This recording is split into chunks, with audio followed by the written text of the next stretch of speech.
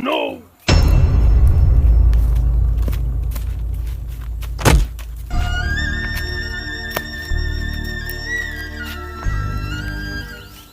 পাচ্ছি নে। কেন তোর আবার কি হইলো? সুমন্দির আব্বা, তোর কলাম যে আমার দ্বারা রোজা থাকা সম্ভব না, এই রোজা থেকে আমি আর বাড়ি যাতে পারছি না হেঁটে। এখন তুই আমার কোলে কই নিয়ে চল। আরে তুই কি রোজা একা রয়েছিস? আমি তো রোজা রয়েছি। আর তুই তো রোজা রয়েছিস, সেই সব তো তোরই আসছে নাকি? তোর সব তো আর আমার আসছে না।